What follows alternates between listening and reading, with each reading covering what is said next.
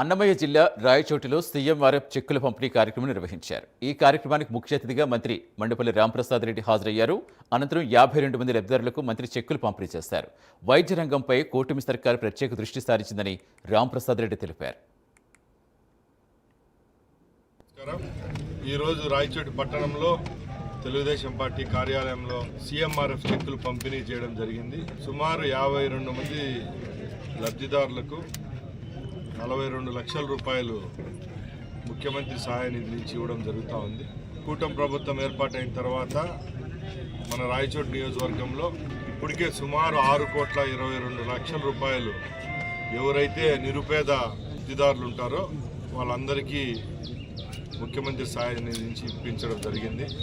ఎవరైతే మాకు తోడెవరు లేరు, మాకు కష్టాలు వస్తే ఆదుకునే నాదులు లేడు అనుకునే కాలంలో గౌరవ ముఖ్యమంత్రి చంద్రబాబు నాయుడు గారు కార్పొరేట్ వైద్యాన్ని కూడా నిరుపేదలకు అందించే విధంగా ఈరోజు ఈ సీఎంఆర్ఎఫ్ ప్రోగ్రాంను గత సంవత్సరం నుంచి ఇవ్వడం జరుగుతూ ఉంది. అందరికీ నమస్కారం.